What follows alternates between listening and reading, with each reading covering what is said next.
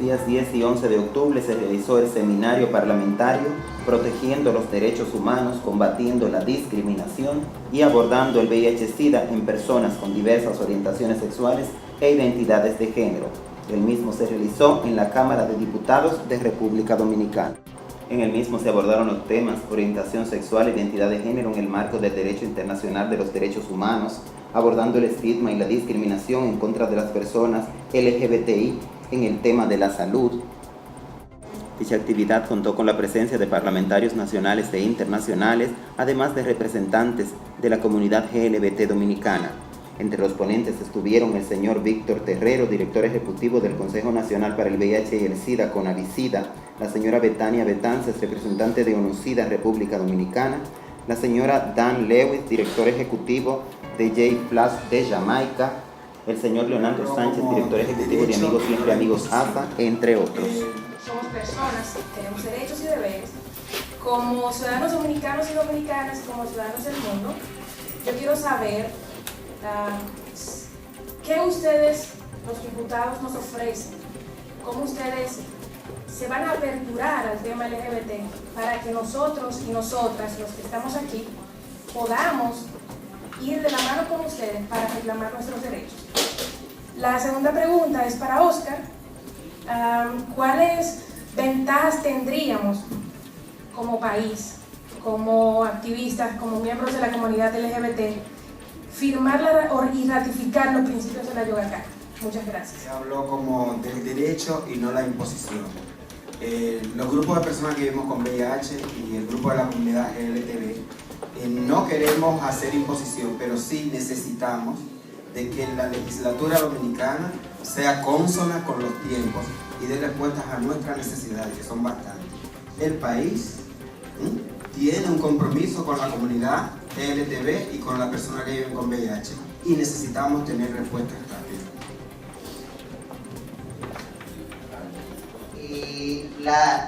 Estas comunidades LGBTI, las que son partes, sin hacer una reflexión profunda de cuál es su relacionamiento con las personas LGBT en República Dominicana, sin hacer una reflexión profunda sobre los estigmas que hay con las personas LGBT. Entonces, yo creo que hay que hacer, y es una pregunta no solamente para la mesa, sino también para los legisladores que hay aquí.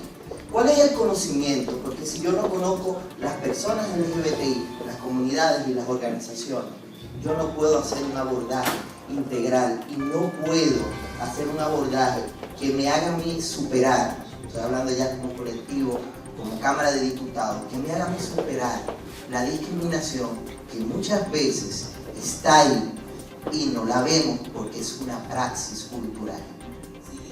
Ni fui yo que decidí, ni fui yo que me autodenominé gay. La sociedad comenzó a llamarme así. Eso es lo primero que quiero quedar claro. No soy homosexual porque yo me declaro homosexual. El resto de la sociedad desde pequeño me fue señalando como homosexual. Y eso ha obligado a que esa sea la etiqueta con la que yo me presente ante ustedes. Pero yo soy ser humano y me asocio con otros seres humanos. Ojalá un día lleguemos a ese momento. Entonces, sí quiero hacer un comentario y una pregunta para Leonardo Sánchez.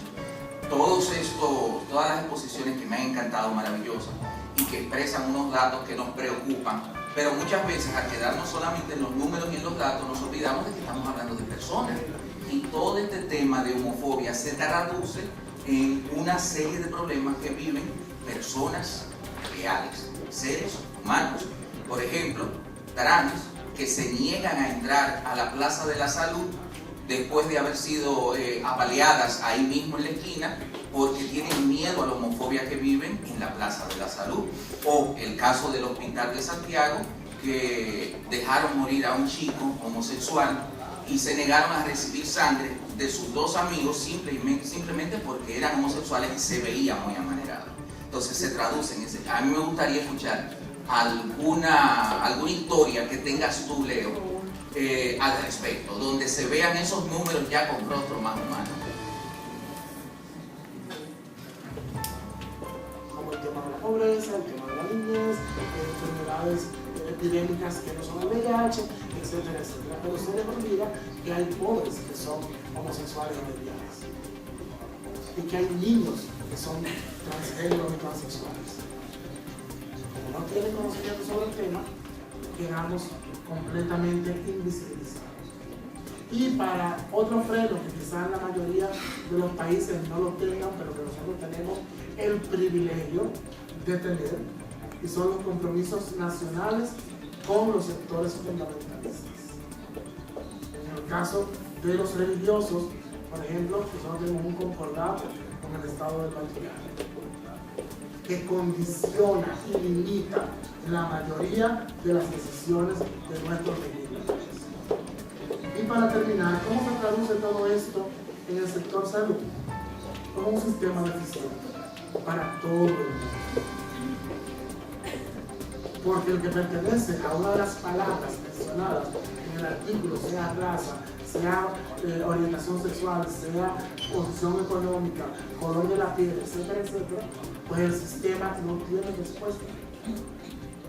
Porque el sistema solo da respuesta al que se porta bien y cumple con las normas que están establecidas. El que no pueda o no quiere, lamentablemente no se beneficia del sistema. Esa es la principal violación a los derechos humanos. Guyana. It has a unicameral legislature with a total of 65 members who are elected using the system of proportional representation. 25 are elected from the 10 geographical constituents and 40 are awarded at the national level on the basis of block votes secured by contesting political parties at our elections. SASO's genesis and parliamentary engagement is the crux of our work. SASO, the Students Against Sexual Orientation Discrimination, was formed in 2003 in response to Parliament's reconsideration of a constitutional amendment bill which was unanimously passed by Guyana's unicameral legislature in 2001 with a comprehensive, and secondly, to expand existing legislative protections to cover LGBT people by adding sexual orientation and gender identity as grounds for discrimination in the Prevention of Discrimination Act, which deals with employment and the Guyana Constitution.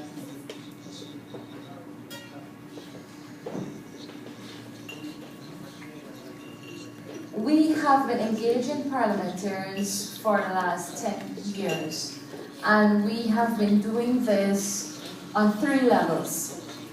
At the national level, SASO engages parliamentarians through consultative processes. For example, the call for submissions on reforming the Sexual Offences Act. SASO made a submission to the government during this process.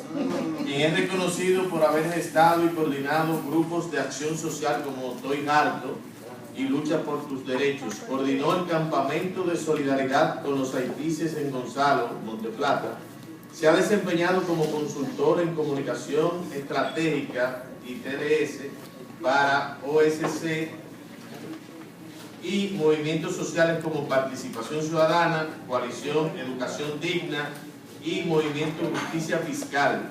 También fue el coordinador del proyecto Atento con tu voz.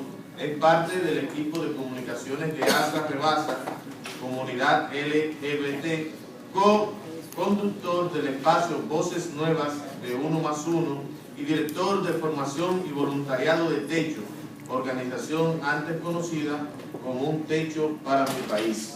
Con ustedes el señor Alexander Mondaray. Bueno, a mí me ha tocado más tiempo estar allá afuera con un cartel que aquí adentro. Aquí adentro sin cartel. ¿Cómo? Aquí adentro sin cartel. Sí. Bueno, las condiciones lo ameritan. Pero me ha tocado también dirigir procesos o estar en mesas donde se coordinan procesos para ver cómo se hace incidencia en el Congreso y algunas instituciones del Estado, que es lo que vengo a hablar aquí. Es decir, bueno, aquí veo algunos amigos diputados también y amigas. Yo quisiera hablar, como nos estamos enfocando en la comunidad, en el tema VIH-Sida y la comunidad LGBTI, en algunos aspectos que quizás sean nodales. Quiero hablar primero sobre los principios que deben de haber, tanto en la sociedad civil como en el Congreso dominicano, para que haya una buena comunicación. Porque si no hay buena comunicación, entonces no va a haber ni una buena legislación, y si no hay buena legislación, lo que vamos a estar creando allá afuera es un lío social. Y una sociedad todos los días que se profundiza en la contradicción y en afianzar seres humanos más pobres, tanto mental como físicamente. Lo primero que debo de aclarar es que la sociedad civil no compite con el Congreso ni con las otras instituciones del Estado, porque muchas veces estamos allá afuera con un cartel, a veces rayamos en la antipolítica, hay personas que se van al insulto en cuanto a la personalidad de algunos legisladores, como antes había mencionado. Pero el legislador, ¿qué debe de ver? Debe de ver descontento, más que en cómo se manifiesta ese descontento. Ese descontento debe de transformarlo en políticas públicas. Esa es su labor, aparte de la representatividad, y es lo que lo convierte o lo que le da base a su representatividad. No puede el Congreso legislar bien para una comunidad la cual no conoce. No conoce su estilo de vida, no conoce sus condiciones de discriminación, no conoce cuáles son los ejercicios, por ejemplo, de una persona trans, que básicamente nosotros decimos, muchas de las personas que se prostituyen, que utilizan para ganarse la vida el mecanismo de la prostitución, no se dan cuenta de que son víctimas sociales de un mercado laboral que no entiende su identidad de género. Y por lo tanto, como es una persona transgénero o una persona travesti o una persona la cual tiene unas maneras distintas que no encajan en nuestro patrón de heterosexista de la sociedad, no le damos trabajo. Y aquí entra una labor importante del Congreso, porque el Congreso, si quiere ajustarse a la Constitución, sobre todo al artículo 37 creo que es, 39, donde habla de que no se puede discriminar a nadie por cualquier condición humana. Eso a veces en la Constitución suena ambiguo, necesita leyes que la complementan. Y no simplemente para las personas que viven que son LGBT, sino también para otras comunidades que son excluidas, es decir, vulnerabilizadas. Las personas, los jóvenes con conflicto con la ley, las personas que tienen algún nivel de adicción, entre otros, que sumándolos estas minorías hacen una población que se convierte en una mayoría. No sé si nosotros todavía estamos casados con la teoría de que la democracia es el triunfo de las mayorías. Bueno, yo estoy casado con otra definición más postmoderna, más contemporánea, que dice que la democracia es la federación y los consensos de muchas minorías. Porque en cierta medida muchos hemos vivido discriminación. Nosotros, por ejemplo, en el campo LGBTI tenemos personas con estatus económico muy alto, que pertenecen a la oligarquía y que viven patrones de personas LGBT. Entonces ya la sociedad no está dividida solamente en clases, está dividida también en intereses, gustos, formas de organizar su vida, lo cual lo convierte y lo segmenta en minorías. Por lo tanto, aquellas definiciones de que la mayoría monolítica en un país no ayuda, excluye. Esa visión totalizadora excluye, más que integrar, y por eso es que vemos una sociedad conflictiva, porque como vemos la mayoría, como vemos la imposición de una mayoría, excluimos, y esa exclusión crea unos dilemas, unos problemas de comunicación y de no entendimiento, que si se siguen afianzando, en vez de un Estado con cierto nivel de integración, lo que vamos a tener es un Estado altamente excluyente, como lo venimos sembrando. El espacio de incidencia, ¿cómo ha estado en el Congreso? Bueno, desde la comunidad LGBTI, Leonardo creo que mencionó cómo las organizaciones de la sociedad civil que tratan esta temática vinieron aquí en el 2009 a la reforma constitucional. Propusieron su visión, de hecho estuvieron dispuestos a dar asesoría para cosas que no entendieron. Quizás no salió tan bien en el texto constitucional Quizás ganó el conservadurismo, por lo cual no mencionar la orientación sexual ni la identidad de género, y solamente marcarlo al género y a esa definición, podríamos decir, tan sencilla de que el género es hombre o mujer. Dentro de las definiciones de género existe la identidad de género, donde incluye las personas gay, lesbianas, transexuales, bisexuales, que son las que más se manifiestan en República Dominicana, y otras más que en otros países se manifiestan, como son los queer, como son los intersex, etc. Entonces, hubo un logro, no le voy a decir, porque la sociedad uno no la puede ver, uno no puede estar hablando de la diversidad y que veamos matices, si uno en la parte textual no ve los logros también. Hubo un logro de que por lo menos el legislador, y eso hay que celebrarlo en cierta medida, estableciera que no se aceptaba discriminación en cualquier condición humana. Quizás lo ideal es que se mencionara identidad de género y orientación sexual, porque tiende más a afianzar, porque lo ambiguo, y nosotros venimos de una cultura que la conocemos bastante bien a nivel político e institucional, donde lo ambiguo es determinado, la política pública es diseñada dependiendo de quién esté en el poder, y si llega al poder un conservador, vemos cómo puede utilizar la ambigüedad. Y en la historia reciente tenemos problemas por eso mismo, con eso mismo. Entonces, ¿qué fue lo importante de ese 2009? Por lo menos que se recibió a la comunidad en el Congreso. Y eso se celebra. Pero también hay que decir lo negativo. ¿Cómo están, salvo ese proceso de consulta que se dio para la reforma constitucional, los mecanismos de recepción, no solamente de la comunidad LGBTI en República Dominicana, sino también a nivel general a la sociedad civil? Vamos a seguir, y es una pregunta que quiero lanzarla como reflexión, vamos a seguir con la política o con la cosmovisión de que aquel que esté en contra mío, aquel que critica un accionar del Estado, aquel que saca algo a relucir es mi enemigo, por lo tanto no tenemos que oírlo y nos atrincheramos como si fuéramos dos partidos, oposición y oficialismo, o vamos a dialogar los problemas, o vamos a integrar los problemas, vamos a discutir hasta ver, según la coyuntura, hasta qué acuerdos y consensos podemos llegar. Y esa es una de las cosas que tenemos que reflexionar. Tanto de la sociedad civil, que hay una parte que apuesta mucho a la antipolítica, desconociendo muchas veces que es desde la política que se resuelven los problemas, y otra parte que tiene que ver con el aspecto del Congreso, de ver a la sociedad civil como un enemigo, cuando deberían complementarse. De hecho, la función del congresista se vería fortalecida sin trabajar en sinergia con la sociedad civil, por una razón sencilla. En la sociedad civil se produce, y sobre todo en la parte fiscalizadora, una serie de informes, una serie de detecciones de problemas que le pueden ayudar y le pueden servir como insumo, y aquí está Guadalupe Valdés, que no me deja mentir, para fiscalizar, para incidir en políticas públicas. Y yo creo que es una oportunidad, este tipo de dinámica y de relacionamiento, para superar la forma del quehacer político que hemos venido llevando en República Dominicana. Y saliendo también del jueguito de que la única forma es tomar el poder. No, hay otra forma, porque no sirve de nada tomar el poder si no se sabe cómo me voy a relacionar. Y como decía Gandhi, tenemos que ser el cambio que queremos ver. ¿Cuáles son esos obstáculos y cómo lo vamos a superar?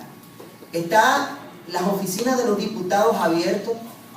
¿Basta con que las oficinas de los diputados estén abiertas de los bloques parlamentarios?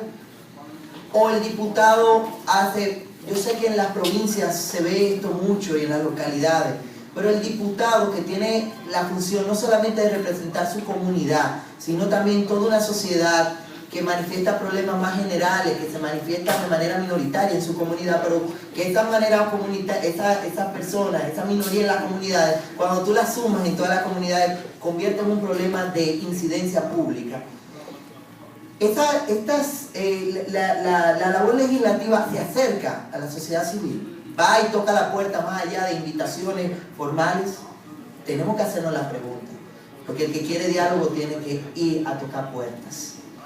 Nosotros, la sociedad civil, y no por desnotar o hacer alusión, hemos tocado muchas puertas, pero es tiempo de ya de que los diputados vayan a visitar a la sociedad civil organizada y no organizada y decirle, dígame, trabajar en conjunto.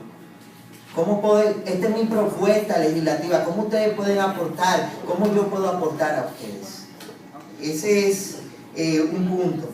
Y aquí quiero abordar en cuanto a la temática LGBTI, ya voy a lanzar necesidades de los diferentes grupos, que yo creo que deben de estar presentes en la agenda legislativa. Se los lanzo así para ver cómo después motorizamos. En este país hace falta más que nunca una legislación antidiscriminación. Y es verdad que tenemos en la Constitución una premisa que condena la discriminación, tenemos otro artículo que estipula el libre desarrollo de la personalidad, donde se incluyen las identidades de género y otros tipos de conceptos más. Pero está muy dispersa y nosotros venimos de una cultura, como le decíamos ahorita, donde lo ambiguo sabe a nada. Necesitamos urgentemente, no solamente de la comunidad LGBT, sino también desde las comunidades de personas dominicanas negras, para recordar que ayer el país fue condenado en la Corte Interamericana y condenó al Estado por tener una violencia estructural hacia los dominicanos de ascendencia haitiana y hacia las personas negras. Eso debería, más que nosotros elevar el sentimiento nacional, debería llevarnos a nosotros a reflexionar qué tipo de sociedad estamos construyendo. Entonces, ¿cómo nosotros bajar esto a la realidad? Bueno, una idea puede ser el hecho de que se establezca una legislación antidiscriminación, no solamente para nosotros, sino para también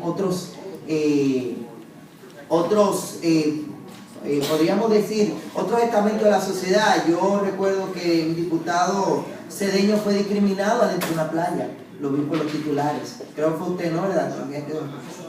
Un diputado de la República, y no es de la comunidad LGBT, es una persona en cierta medida que lo que ha alcanzado un estatus económico. La discriminación aquí se da en muchas versiones de la vida, entonces lo hace prioritario, porque nos lleva a normativizar las relaciones.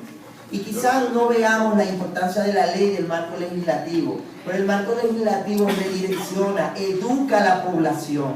Nosotros vemos, se me acabó el tiempo, lo sé, pero voy a acelerar ya. Nosotros vemos una sociedad caótica, porque falta de una ley, falta de aplicación de leyes. ¿Pero por qué? Porque donde no hay marcos básicos, los seres humanos se comportan como en la jungla, en la ley del más poderoso, aquella teoría darwiniana. Por último, tengo algunos puntos, pero ya lo voy también quiero que veamos también el asunto, lo voy a mencionar como un ítem, el asunto de la salud y la seguridad social.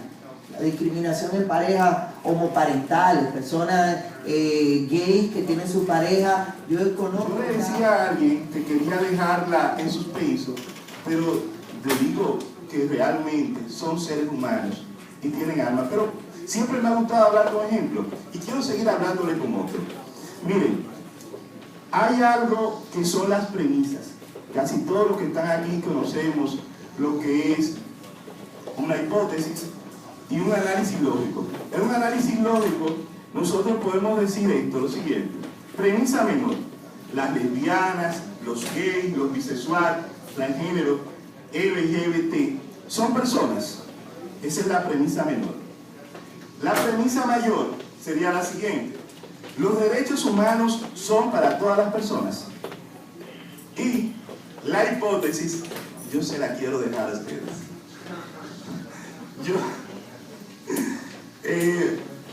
Quiero dejarlo porque me gusta hablar con ejemplos, pero voy a hablarle de una persona que, según los datos y lo que pude leer y estudiar, es un especialista en la materia, como los que me acompañan aquí, que es Susa Casteló Branco, de Brasil.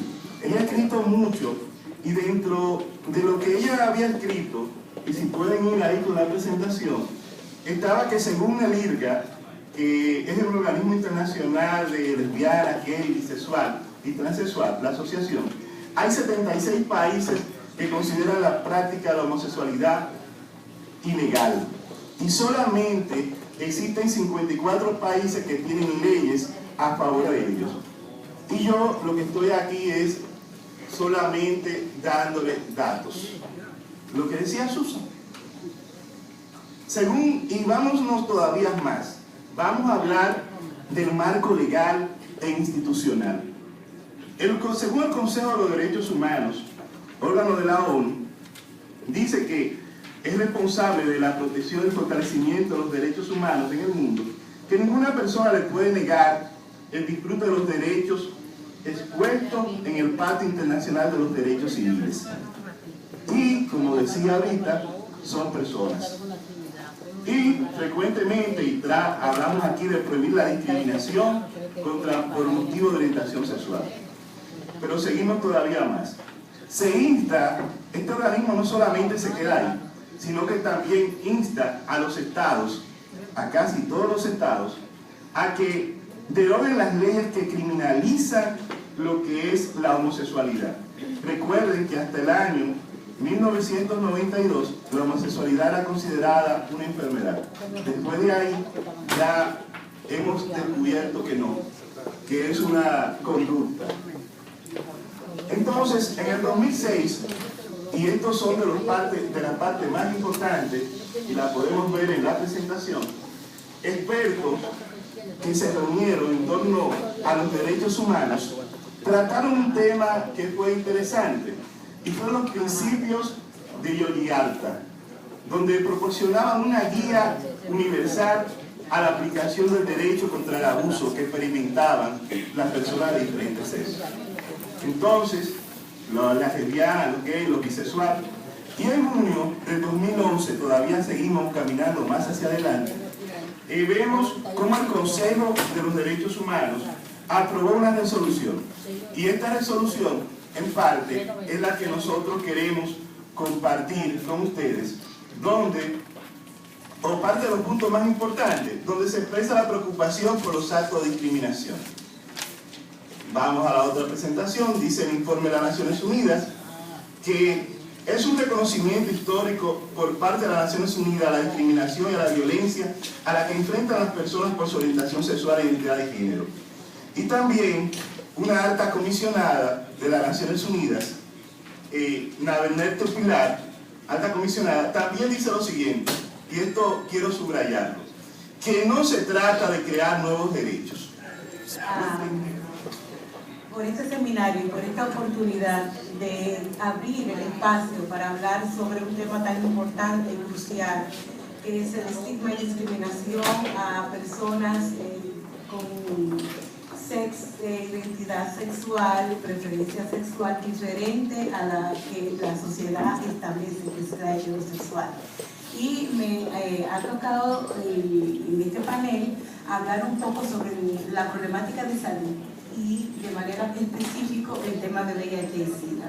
Y en ese sentido me hablaron de que tenía que contestar 3 preguntas, dar algunas pinceladas relacionadas con la situación epidemiológica del VIH a nivel nacional y regional, y les prometo que lo que ha dicho magistralmente el doctor Terrero lo voy a obviar y solamente voy a dedicarme a algunas cositas pocas que quedan, y luego entonces hablar de la situación de salud y en especial el tema de VIH en las personas LGBTI, y por último unas recomendaciones a parlamentarios y parlamentarias sobre este tema.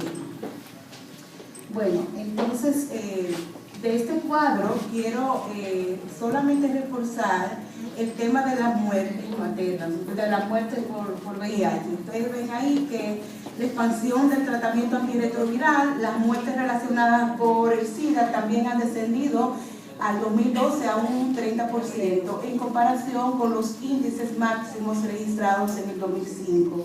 A nivel mundial se estima que en este año, en el año 2012, 1.6 millones de personas murieron a causa del VIH y SIDA, y en la región de Latinoamérica y el Caribe Esto asciende a 63.000 casos.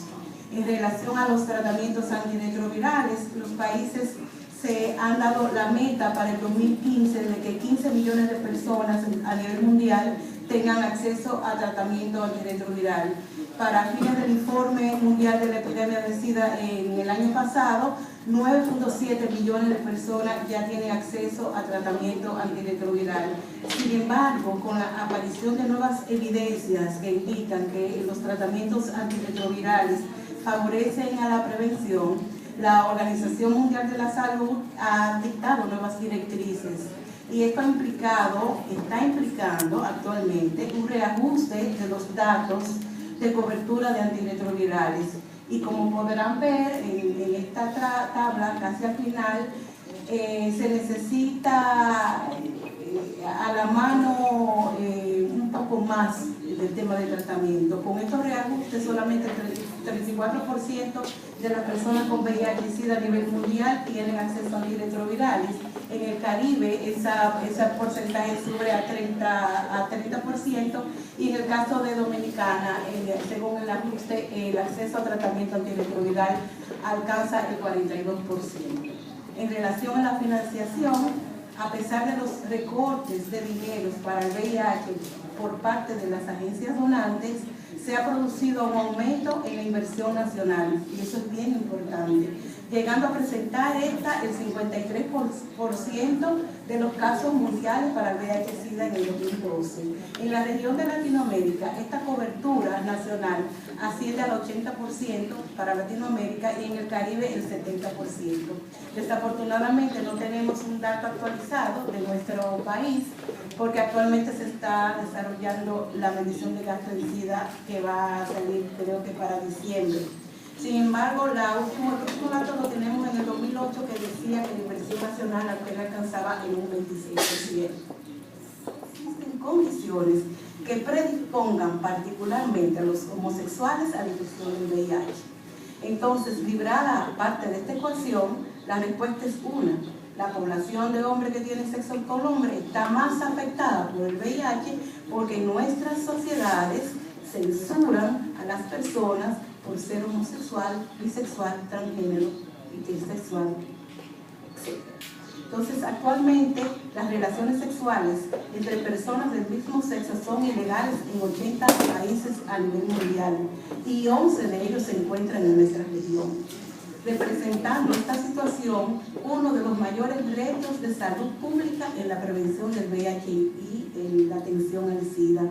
En sociedades donde no hay marcos legales punitivos, como por ejemplo la nuestra, persisten prácticas discriminatorias, el prejuicio y la violencia, incluyendo los crímenes de odio. Y si bien es cierto que el VIH es uno de los problemas de salud difíciles de atender, cuando tenemos un contexto homofóbico, o sea, cuyo significado incluye intolerancia a los homosexuales, las personas que lo padecen se alejan de la fuente de información, se alejan de los programas de prevención, se alejan de hacerse la prueba de manera oportuna y se alejan también de las mejores opciones de tratamiento y de cuidado. Entonces vamos a hablar un poquito más sobre los obstáculos sobre el acceso a salud. Bien, entonces, principales problemas de salud. O sea, ustedes saben que a nivel mundial los problemas en población adulta, los principales problemas de salud que tenemos son las enfermedades cardíacas y los cánceres. Pero eso no ocurre tanto en las personas LGBTI, son un poquito diferentes. Por ejemplo, los hombres que tienen sexo con hombres presentan mayores tasas de VIH y otras infecciones de transmisión sexual, también consumo de tabaco, drogas ilegales, cáncer del colon y depresión. En el caso de las trans, se adiciona también los problemas de salud específicos, como por ejemplo la terapia hormonal y la cirugía de feminización. En el caso de las lesbianas, los principales problemas de salud están referidos al cáncer del pecho, por un problema de que muchas no optan por no tener hijos, la obesidad y el consumo de alcohol y droga. Y para todos ellos el estrés es una situación a considerar. Según Perlin, el estrés es toda condición que activa la maquinaria adaptativa del individuo. Y cuando nos referimos a esta población, el estigma, el prejuicio, la segregación provoca ambientes sociales estresantes permanentemente que repercuten enormemente en su salud mental y en su salud física, porque ya está evidentemente demostrado que cuando tú tienes un estrés permanente, la salud se deteriora totalmente. Entonces, de igual forma se evidencian que la población no recibe la misma atención médica que las demás personas. Por ejemplo, aquí en este cuadro hay un estudio donde aparecen algunos obstáculos, sobre todo a nivel del paciente, a nivel de los proveedores de salud y a nivel del sistema. Y los pacientes, por ejemplo, la población LGBTI muestran temor y vergüenza de ser juzgados por parte de los proveedores de servicios de salud, como una de las causas principales a no acudir a servicios. También expresan desconocimiento sobre los riesgos de salud y tienen temor a perder cobertura de servicios y dicen que tienen preferencias sexuales diferentes a las heterosexuales. Existe también evidencia de que la mayoría de las personas con diversas limitaciones sexuales e identidades de género desean poder compartir su orientación sexual con el profesional de salud que les brinda cuidados médicos, y sostienen que la posibilidad de conversar lo hace sentir más cómodos en la entrevista y aumenta su percepción de que se les brindan servicios integrales. A nivel de los proveedores de servicios de salud, entre los principales obstáculos se encuentran las pocas habilidades que ellos tienen y las pocas destrezas que tienen para atender el tema y el mal manejo de la confidencialidad. Entonces hay que educarlos sobre esa base. Y a nivel de la estructura o del sistema, se ventila el poco entorno amigable y la falta de guías y protocolos específicos para esta población, porque hemos visto que tienen problemas de salud específicos. Me falta un minutito, un chinchín. Entonces, le presento así visualmente también este estudio hecho también para el tema de acceso a condones y lubricantes y la consejería, que son resultados muy similares a lo que les presenté.